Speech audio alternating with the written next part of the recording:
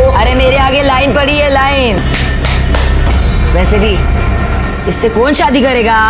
अरे ए, तू कर लेना मुझसे शादी। देख 2 लाख रुपया दे दूंगा और शादी के बाद तुरंत तलाक। बोल है तैयार? तू जाना यहाँ से। ए चांदबी, बोलना इसको। अरे ओ प्रदीप भाई। हाँ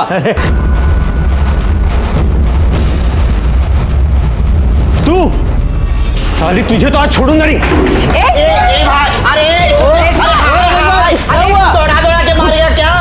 हाय दैया।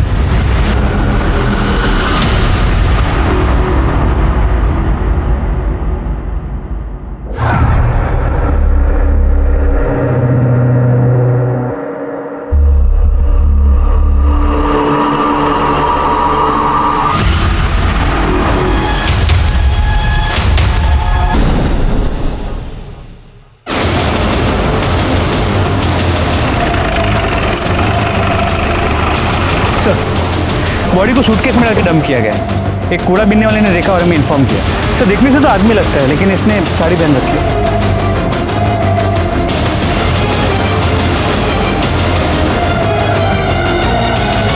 इनमें से कोई से पहचानता है? नहीं सर।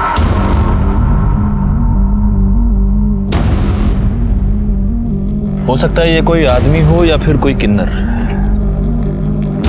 सवाल ये है कि इसे इस तरह से मारकर यहाँ पर डंप किसने किया है? और अगर ये आदमी है तो इसने ऐसा हुलिया क्यों बना के रखा है? अगर ये किन्नर है तो ये हो सकता है कि आपस में कोई लड़ाई हो गई हो और उसी में उसकी जान चली गई हो। ये लोग प्रोस्टिट्यूशन में भी इन्वॉल्व होते हैं, हो सकता है उसी चक्कर में किसी ने मार दिया हो। गायकवाड़, ये फूल देख रहे हो? लगता है मरने से पहले इसने कोई पूजा वूजा की है। आसपास कुछ मिला मर्डर वेपन वगैरह? नहीं सर। गायकवाड़, तुम एक काम करो, यहाँ आसपास के जितने भी पुलिस स्टेशन हैं वहाँ ये पता करो कि किसी आदमी या किन्नर की कोई मिसिंग रिपोर्ट फाइल हुई है क्या। सर इसे इस तरह मारकर सूटकेस में यहाँ पर कोई डंप क्यों करेगा?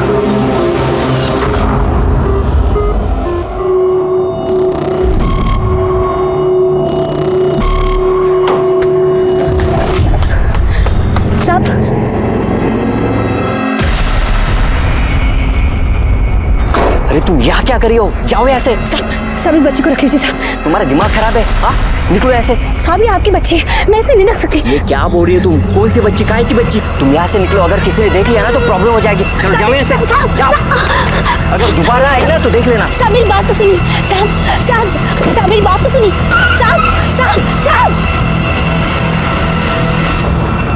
साहब सर जहां हमें बॉडी मिली है उसके आगे एक सीसीटीवी कैमरा है, लेकिन सुबह होने तक वहां से 300 से ज्यादा गाड़ियां क्रॉस कर चुकी थी। मैं जानता हूँ ये काम थोड़ा टीडियस है राणे, लेकिन फिर भी उस सीसीटीवी फुटेज को बार बार चेक करो और उसमें से हर गाड़ी के बारे में पता करो। सर मैंने सूटकेस के बारे में पता करने की कोशिश की पर पता नहीं चला क्योंकि वो पुराना सूटकेस था। कोई मिसिंग कंप्लेंट? नहीं सर, अभी तक तो नहीं। हमने उसकी फोटो सर्कुलेट की है और हम सारे पुलिस स्टेशन में पता कर रहे हैं। सर बॉडी की पोस्टमार्टम रिपोर्ट से पता चलता है कि वो बॉडी एक लड़के की है।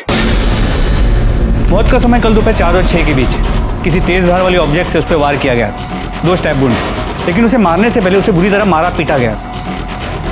हमारे सारे खबरियों को काम पर लगा दो, आखिर पता तो चले कि एक लड़का लड़की बनकर क्यों घूम रहा है।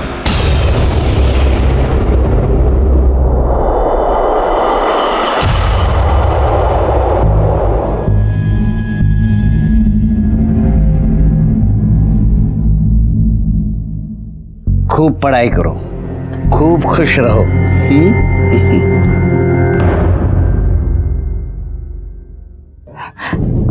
चांदबी, देखना रेशमा का फोन नहीं लग रहा और कल रात से आई भी नहीं है वो। अरे छोड़ना, वो भाग भाग गई होगी। वैसे भी वो मुझे सही नहीं लग रही थी। और हाँ, तुझे बताती हूँ मैं, वो तो मुझे जन्म से किन्नर भी नहीं लगती थी। वैसे वो मिली कहाँ थी तुझे?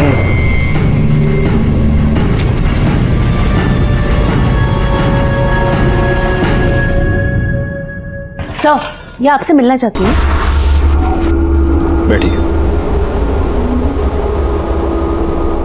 साहब, वो परसों से मेरी दोस्त रेशमा लापता है और उसी दिन से उसका फोन भी बंद आ रहा है। रेशमा की कोई फोटो है आपके पास? है ना साहब? साहब,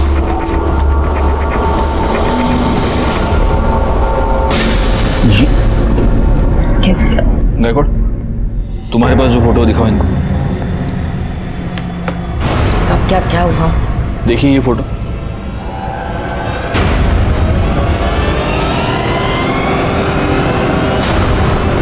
हमें कल ये लाश तालाब के पास मिली है।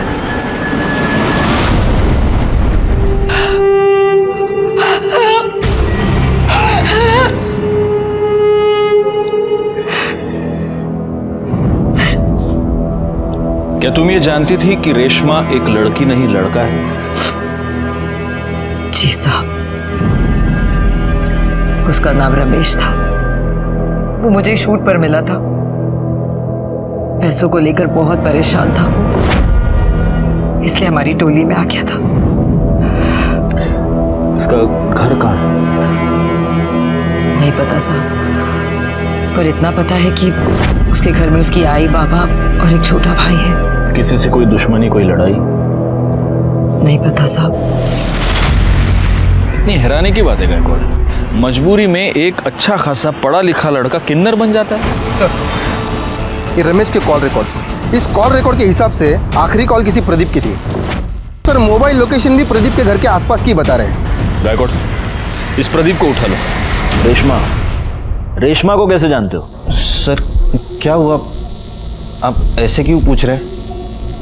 हुआ यह है प्रदीप की रेशमा का मर्डर हो गया और उसके कॉल रिकॉर्ड्स के मुताबिक मर्डर से पहले आखिरी बार उसने तुम्हें कॉल किया था और जब उसका मर्डर हुआ तो उसकी मोबाइल लोकेशन भी तुम्हारे ही एरिया की थी। अब बताओ। नहीं सर, मैंने कुछ नहीं किया सर। मैंने तो उससे शादी की थी। शादी? हाँ सर। एक मर्द के साथ शादी? क्या? नहीं सर, रेशमा तो एक किन्नर थी, मैंने उससे शादी की थी। पंडित जी ने मुझसे कहा था कि मेरे ग्रह नक्षत्र काटने के लिए एक किन्नर से शादी करनी पड़ेगी, इसलिए मैंने उससे शादी की थी और शादी के बाद वो चली गई सर। तो शादी के बाद ऐसा क्या हो गया कि उसका मर्डर कर दिया? पैसे को लेकर प्रॉब्लम हो गई? क्या हुआ? नहीं सर, बिल्कुल नहीं सर। उसने मुझे कहा था कि शादी करने के बाद तुम्हें मुझे 2 लाख रुपया देना पड़ेंगे। मैंने उसको 2 लाख रुपये दिए भी थे। सर, मेरा अगर झूठ लग रहा है तो आप पंडित जी से पूछ लीजिए, सर वो थे वहां पे। तो पंडित जी, आपने इस प्रदीप की शादी रेशमा से करवाई? जी सर।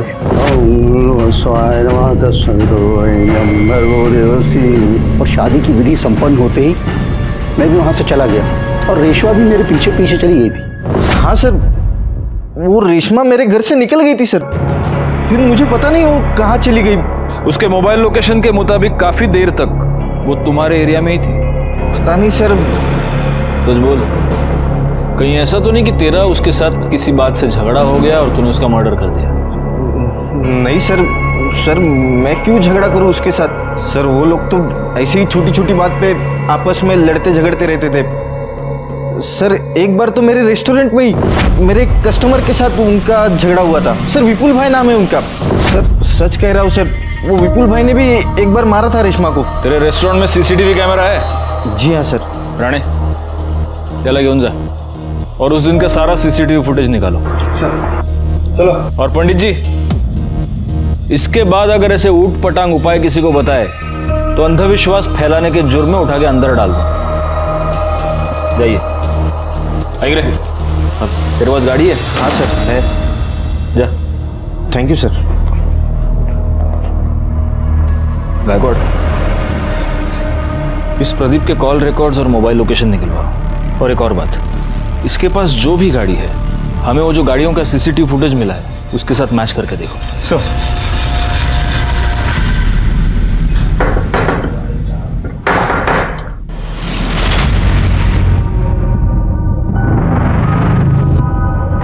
तुम यहाँ क्या कर रही हो? साहब साहब अपने बच्चे को रख लो, मैं नहीं रख पाऊंगी। अरे काहे की बच्ची, मरवाओगी क्या? साहब चल निकल। साहब साहब मेरी बात तो सुनो। आनंद आनंद, कौन था? कोई नहीं, तुम जाके चाय बनाओ। हाँ लेकर आती।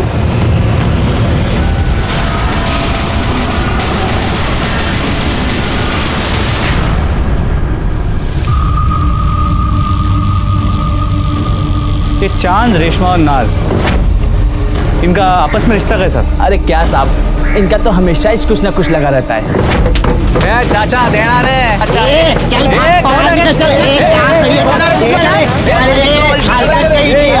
हलकट किसको बोल रहे हैं? तू अपना काम करना। मर्द होकर या तालियां बजाता है।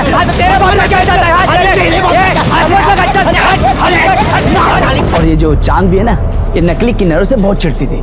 और रेशमा और नाज ये भी आपस में लड़ते थे। अरे काहे का झगड़ा साहब, इनके तो बीच चुम्मा चाटी लग रही थी, मैं खुद कई बार देखी। चांद भी?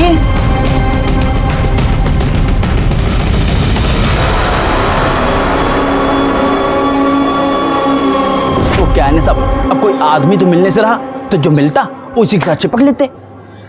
शुक्रिया। तो तुझे नकली किन्नरों से बड़ी प्रॉब्लम है हा? क्यों नहीं होना चाहिए क्या साहब?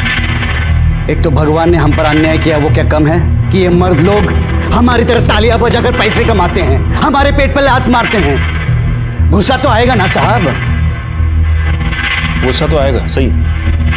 अब ये रमेश भी एक नकली किन्नर था, तो जाहिर है तुम्हें रमेश पर भी बहुत गुस्सा आता होगा। नहीं, ये कुछ बोली नहीं मुझे, लेकिन मैं इससे बोली कि उसका कहीं टाका बेड़ा है लड़के के साथ, लेकिन ये मानने कुछ तैयार नहीं थी। हाँ। कौन लड़के? वो सब क्या बोलूं आपको मैं।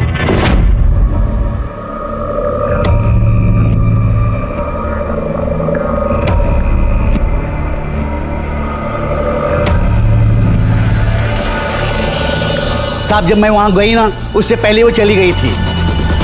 वो अगर मिलती ना तो वहीं के वहीं उसका सच झूठ खुलवा देती। हाँ। तो नाज, तुम्हें यह पता चल गया था कि रमेश का किसी के साथ चक्कर चल रहा था, किसी लड़की के साथ, तो गुस्सा तो तुम्हें भी आया होगा, क्योंकि तुम्हारा और रमेश का अफेयर चल रहा था। नहीं नहीं साहब। झूठ मत बोलो, मेरे पास गवाह है। जी साहब, मेरे को बुरा लगा था। और इसी वजह से जब रमेश और प्रदीप की शादी हुई, तब तुम प्रदीप के घर के बाहर रमेश का इंतजार कर रही थी। रमेश जब बाहर आया तब तुमने उसका मर्डर कर दिया। नहीं नहीं साहब, मैंने उसे नहीं मारा। मैं उसे कैसे मार सकती हूँ? मैं भले ही किन्नर हूँ, लेकिन मैं उससे सच्चा प्यार करती थी। प्यार के साथ यही तो परेशानी है नाज, हमें पता ही नहीं चलता कि प्यार कब जुनून बन गया। बैकवर्ड,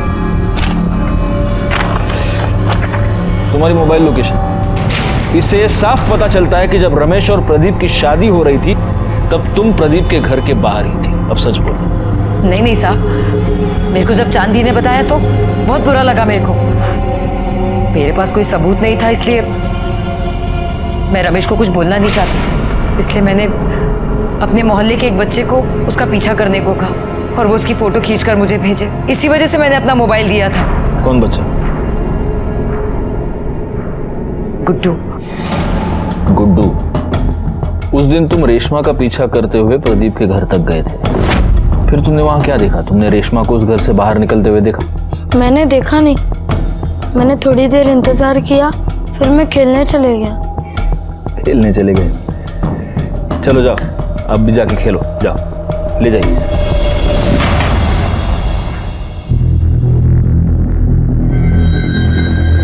या तो नाज ने इस बच्चे को सचमुच अपना मोबाइल दिया था, या फिर वो इस बच्चे से झूठ बोलवा रही है। सर, प्रदीप की कार का नंबर उस दिन वहां जितनी भी कार्स थी उनसे मैच नहीं कर रहा, और सर उसका मोबाइल लोकेशन उस एरिया का नहीं है। मैंने उस रेस्टोरेंट की सीसीटीवी फुटेज मंगवाई थी, वो आ गई? जी सर। हाँ, तो विपुल, तो रमेश को कैसे जानता है? साहब मैं कोई रमेश को नहीं जानता। अरे सॉरी, भूल गया, रमेश नहीं, रेशमा, वो किन्नर, उसके साथ क्या लफड़ा था? साहब मैं पढ़ा लिखा इंसान हूँ साहब, मेरा भला किन्नरों से क्या लेना देना। अच्छा, देखो विपुल, ये क्या है हा? इस रेस्टोरेंट में उसको मारने के लिए तो उसके पीछे दौड़ रहा है, ये क्या है? सब रेशमा मेरे घर के आगे पीछे चक्कर लगा रही थी। आजा। तो मुझे ऐसा लगा कि वो मेरा बच्चा चुराना चाहती है, तभी गुस्से में आकर मारा था साहब। अब गुस्से में आकर करड़े तुझे बहुत मारने वाले, क्योंकि तू झूठ बोल रहा है। ये तेरी बीवी कोयल के और रमेश के कॉल रिकॉर्ड्स। इससे साफ पता चलता है कि इन दोनों के बीच में काफी बातचीत होती थी। उनके मोबाइल लोकेशन से एक इंटरेस्टिंग बात पता चलती है कि ये दोनों आपस में कई बार मिल भी चुके थे। और उससे भी ज्यादा इंटरेस्टिंग बात यह है कि जब ये दोनों मिलते थे तब तू भी उनके आसपास ही होता था। तेरी मोबाइल लोकेशन भी यही बता रही है। अब सच बोल, मैं तो बहुत मार खाएगा। सब बता दो साहब। मैंने कोयल को रेशमा के साथ देखा था तो मुझे शक हो गया। अब मुझे लगा कि ये जरूर कुछ अलग चक्कर है।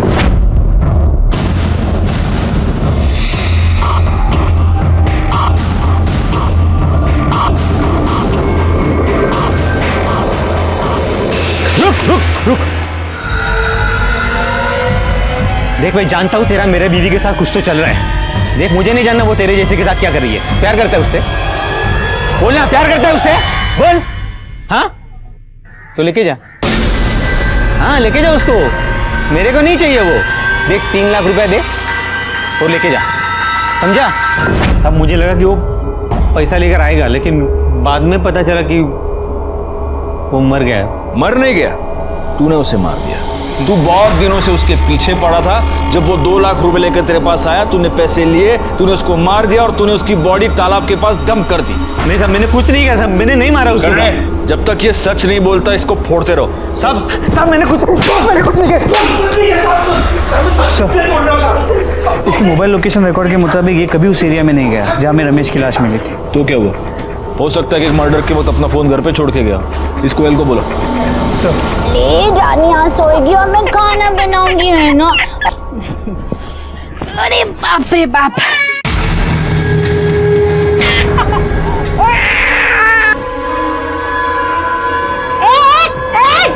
क्या कर रहे हैं? हाँ? मारे डालूंगा आज इसे। पूरा का पूरा तमाशा ही खत्म। छोड़ मेरी बेटी को। तेरी बेटी कहाँ करवा के आई? चल मार डाली। ताई बचाओ।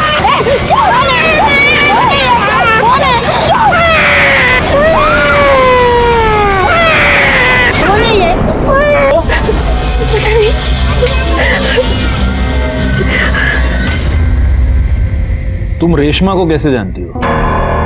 सर, रेशमा नहीं, रमेश। शादी से पहले से ही मैं उसे प्यार करते थे। कोयल सुन एक बार मेरी बात सुन। देख, मेरी बात तो सुन, मैं तुझे समझा रहा हूँ। क्या सुनूं? बाबा मेरी शादी करवा रहे हैं। प्लीज कोयल, मुझे थोड़ा टाइम दे। देख मेरा एक रोल फाइनल होने वाला है। ये मैं कब से सुन रही हूँ। मैं बाबा को अब और नहीं रोक सकती। सर, फिर मेरी शादी हो गई, लेकिन फिर वो मुझे दिखा जब मेरा बेटा हुआ था। सर, मैं आपको बता नहीं सकती कि उसे वैसे वहां देखकर मुझ पे क्या गुजरी थी। सर, वो मेरे पीछे पड़ गया था। वो चाहता था कि मैं सब कुछ छोड़कर उसके साथ चलूं। मैं तुझसे बहुत प्यार करता हूँ, नहीं रह सकता तेरे बिना।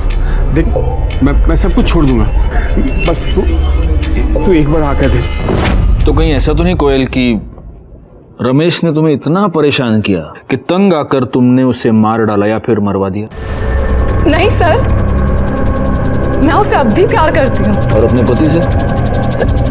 चलो छोड़ो। या फिर एक पॉसिबिलिटी ये भी है कि तुम्हारे पति को, विपुल को, तुम्हारे और रमेश के बारे में पता चल गया और गुस्से में आकर विपुल ने उसको मार दिया। नहीं सर, मैं अपने बच्चे की कसम खाती हूँ। रमेश के घर वालों के बारे में जानती हो?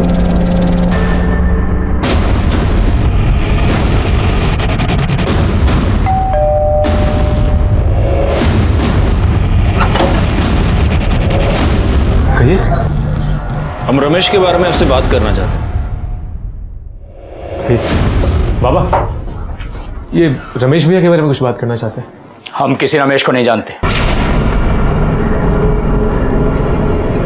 देखिए, आपके बेटे रमेश का मर्डर हो चुका है।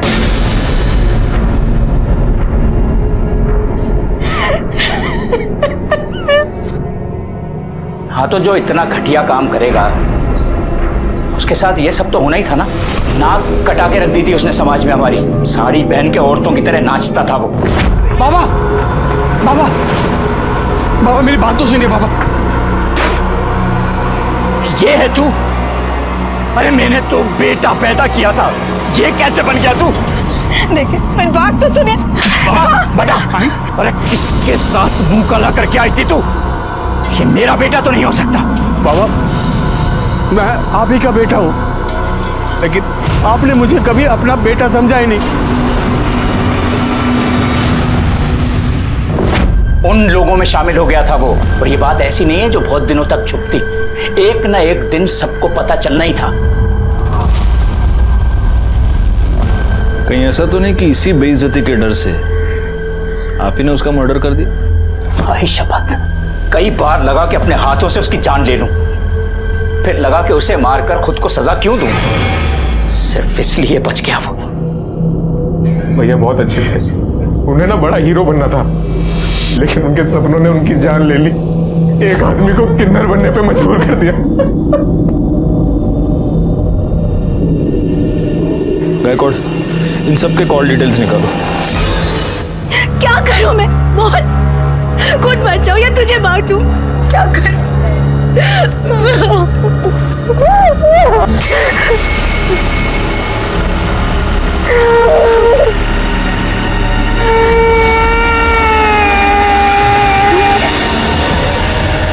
आशा, ए आशा, अरे बाहर पोलियो का टीका देने आए, रानी को लेके आना।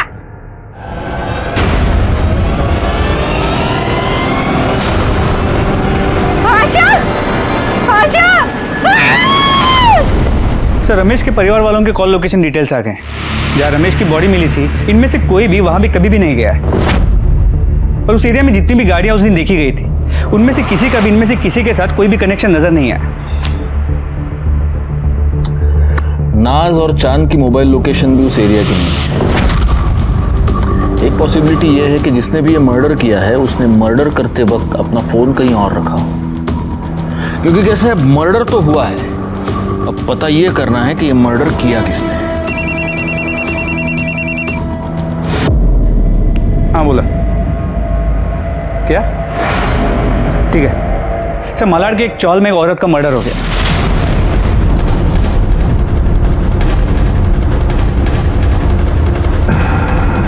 हटिए, चला चला आगे, चला आगे, चला चलो भैया, आगे चले।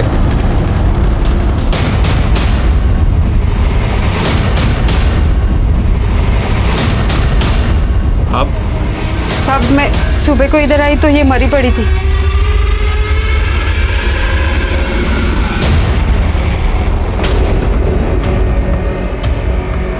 गला काट कर मारा गया है और गले का सारा खून सूख गया है, तो हो सकता है कि ये मर्डर कल रात को हुआ। रात को आपने किसी को यहाँ पे आते जाते देखा था? नहीं साहब। क्या नाम क्या है इसका? आशा, अपनी बच्ची के साथ यहाँ रहती थी साहब। बच्ची? तो बच्ची कहाँ है? बच्ची नहीं थी इधर, लेकिन मुझे लगता है ना इसका पति शंकर ने इसको मारा होगा। वो इधर आया था, 3 साल से उसको हम लोग देखा भी नहीं। आशा पहले दूसरे चाली में रहती थी जिधर मैं रहती थी। मैं इधर आई तो इधर रहने को आई। इसकी बच्ची की उम्र क्या है? 8-9 महीने। इसका ये पति शंकर, ये कहाँ मिलेगा? होएगा उधर ही पुरानी चाली भी।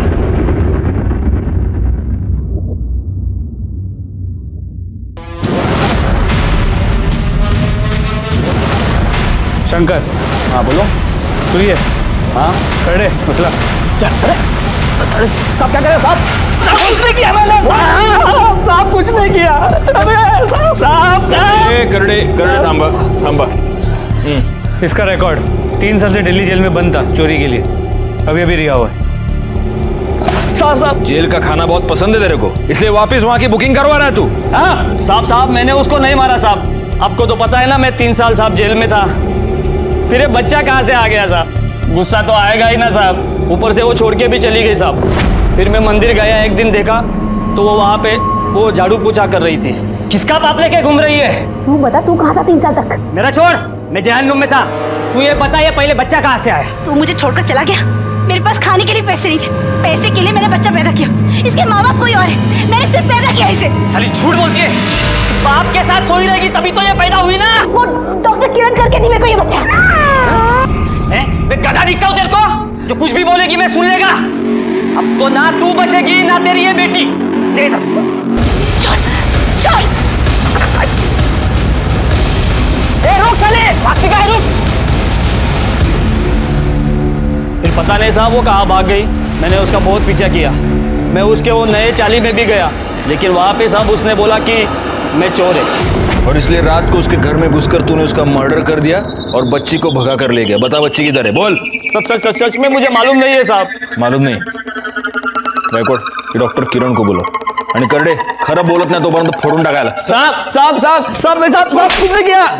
डॉक्टर ये बच्चे का क्या चक्कर है? सर, आशा ने आनंद और उसकी पत्नी पूनम के लिए सरोगेसी करवाई थी। आशा को हुई लड़की और आनंद को चाहिए था लड़का, तो आनंद ने उस लड़की को अपनाने के लिए इनकार कर दिया। हमने भी उसके ऊपर काफ़ी प्रेशर बनाया, क्योंकि लड़का हो या लड़की, सरोगेसी करवाई थी तो अपनाना तो था ही। लेकिन कुछ दिन बाद आशा ने कहा कि अगर वो लड़की को अपनाने के लिए तैयार नहीं है तो वो खुद उस बच्ची को पालेगी, क्योंकि उसका पति उसे छोड़कर कहीं चला गया है। और उस बच्ची में आशा ने अपना सहारा ढूंढ लिया। वैसे हमें ये शक है कि उसके पति शंकर ने ही उसकी जान ली है, लेकिन आपको कुछ और सस्पिशियस नजर आया इस केस में? अब कुछ दिनों से वो आनंद के पीछे पड़ी थी कि वो अपनी बच्ची को अपना ले। मेरे पास भी आई थी कि मैं आनंद के ऊपर प्रेशर बनाऊं। काफ़ी डरी हुई लग रही थी और बार बार एक ही बात कह रही थी कि मुझ पर जान का खतरा है। ये आनंद कहाँ रहता है?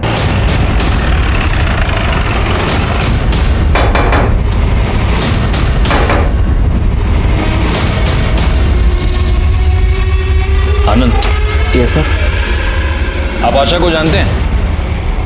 इससे पहले कि आप ना कह दें, मैं आपको एक बात बता दूं, हम डॉक्टर किरण से मिलकर ही यहां पर आए हैं। जी सर, जानता हूं। आशा का मर्डर हो चुका है। डॉक्टर किरण ने हमें यह बताया कि आशा पिछले कई दिनों से आपके पीछे पड़ी थी कि आप अपने बच्चे को अपना लें। कहीं ऐसा तो नहीं कि इससे परेशान होकर आप ही ने आशा को मार दिया? सर ये क्या बात कर रहे सर आप? आनंद? आनंद कौन है? ये बच्चा किसका है? सर ये वही आशा की बच्ची है। क्या? हाँ सर, इन्होंने तो कई बार मना कर दिया था बेटी के लिए, उसके बाद तो हम बच्चा नहीं कर पाए। मैं कई बार गई थी आशा के पास इस बच्ची को देखने के लिए। भले ही सर मैंने इसको जन्म ना दिया हो, लेकिन ये है तो मेरी बेटी सर। लेकिन ये बच्ची आपके पास आई कहाँ से? वो सर कल रात को मैं आशा के घर गई थी।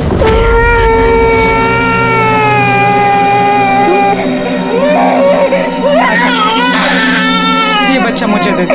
देखो वैसे भी ये तुमने मेरे लिए पैदा किया था, प्लीज आशा मुझे दे दो ये बच्चा। अगर मेरी मजबूरी ना होती तो इससे मैं अपने से कभी अलग नहीं करती।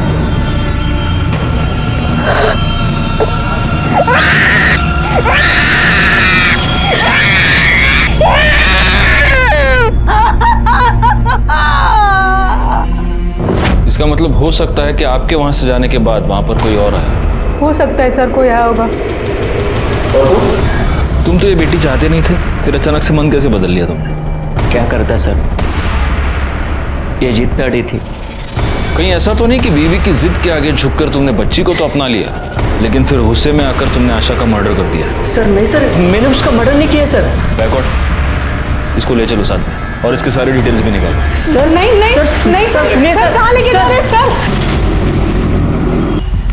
सर, आशा की पोस्टमार्टम रिपोर्ट, उसे चाकू से मारा गया और इसके कॉल रिकॉर्ड्स।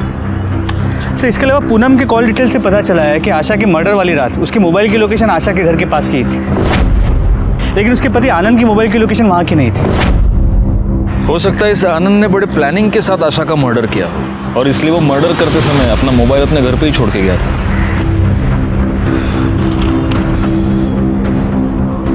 एक मिनट गैकॉर्ड, ये देखो 12 फरवरी को आशा की मोबाइल लोकेशन उस तालाब के पास थी। उसी तालाब के पास हमें 13 फरवरी को रमेश की लाश मिली थी। तो आपको क्या लगता है ये दोनों केसेस कनेक्टेड हैं? चेक करने में क्या जाता है? एक काम करो, इन दोनों केसेस से रिलेटेड सारे कॉल डिटेल्स, सारे मोबाइल लोकेशंस दोबारा चेक करो। हो सकता है इन दोनों में कोई कनेक्शन हमें मिल जाए।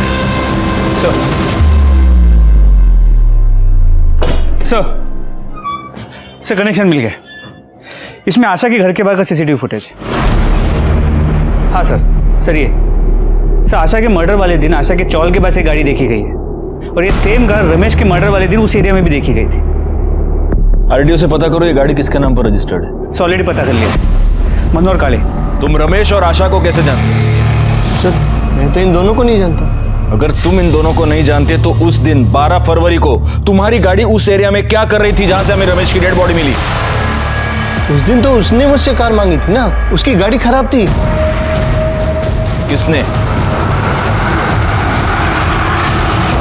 अगर तुम इन दोनों को नहीं जानते तो उस दिन 12 फरवरी को तुम्हारी गाड़ी उस एरिया में क्या कर रही थी जहां से हमें रमेश की डेड बॉडी मिली? उस दिन तो उसने मुझसे कार मांगी थी ना, उसकी गाड़ी खराब थी। किसने? सर मैं पहले भी बता चुका हूं कि रेशमा शादी के बाद वहां से निकल गई थी।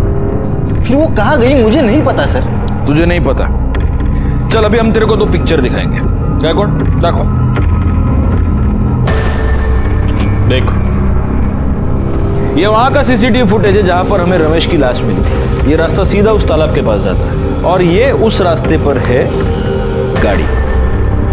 ये तेरी गाड़ी नहीं है, ये मनोहर काळे की गाड़ी है जो तूने उससे मांगी थी।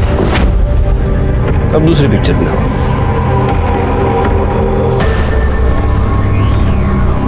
देख, ये आशा के चौल, मेरे को नहीं इधर देख, आशा के चौल के बाहर की सीसीटीवी फुटेज। यहां पर भी तेरी गाड़ी मौजूद है। तेरी मतलब मनोहर काळे की गाड़ी जो तूने उससे मांगी थी। जहां पर हमें रमेश की डेड बॉडी मिली वहां पर भी ये गाड़ी, आशा के चौल के बाहर भी ये गाड़ी, और उसके बाद आशा की भी मौत हो गई। अब बोल। नहीं सर, ये सब बताता हूँ सर। मुझे लगा था कि रेशमा भी नाज और चांद जैसी ही है, इसलिए मैंने उससे शादी कर ली थी। उसके बाद पंडित जी वहां से चले गए, फिर रेशमा भी जाने लगी, तब मैंने उसे रोक लिया। 1 मिनट रेशमा। हाँ तू कहाँ जा रही है? शादी होगी। शादी हुई है, अभी तो सुहागरात भी बाकी है। सुहागरात? हाँ सुहागरात की कहाँ बात हुई थी? ये देख, मेरा मंगल बहुत भारी है और पंडित जी ने मुझे साफ साफ कहा है कि जब तक मैं सुहागरात न मना लूं तब तक मेरे ग्रह नहीं कटेंगे, और मैं आज तेरे साथ सुहागरात मनाऊंगा ना, तब जाके मेरी कल ज्योति से शादी हो सकती है। ज्योति से तेरी शादी हो ना, लेकिन मैं ये सब नहीं कर सकती।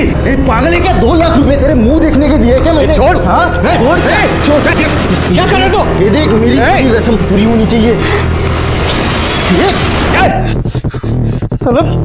सलो तो आदमी है। हाँ तो फिर इसलिए तो बोल रहा नहीं हो सकता है सब। देख तेरे कारण मेरी ज्योति के साथ शादी नहीं हो सकती है। क्या समझी तू? अरे सब खराब कर दिया तूने मेरा। पंडित जी ने मुझसे पहले ही कहा था कि अगर तुम्हारी किन्नर से शादी नहीं हुई तो दूसरे दिन तुम्हारी ज्योति से शादी नहीं हो सकती। जब मुझे पता चला कि वो किन्नर नहीं है तब मुझे बहुत गुस्सा आया, और सर मैं ज्योति से बहुत प्यार करता था, इसके लिए सर मैंने मार दिया सर। तूने आशा को क्यों मारा? उसने मुझे रेशमा की लाश फेंकते हुए देखा था।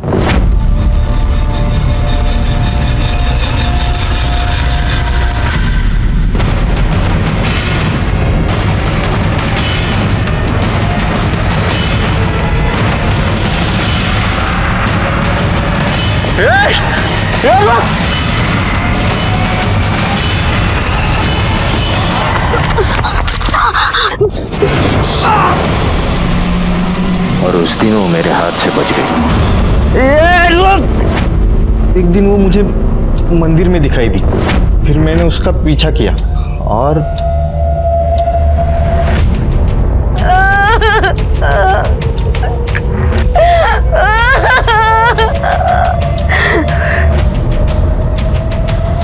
अपने अंधविश्वास की वजह से तूने 2 लोगों की जान ले ली। अब जिंदगी भर जेल में सड़ेगा तू। बैकवर्ड चार्जशीट फाइल करो और उठा के डाल दो इसको अंदर।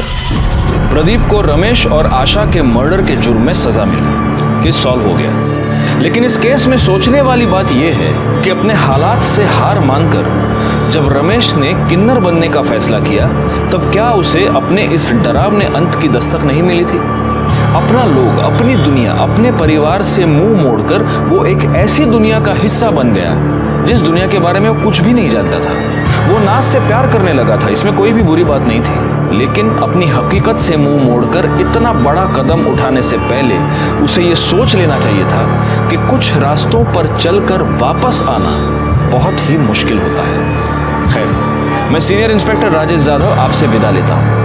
दोबारा मिलूंगा, तब तक सतर्क रहिए और देखते रहिए क्राइम पेट्रोल दस्तक, क्योंकि मकसद बताना नहीं, बचाना है।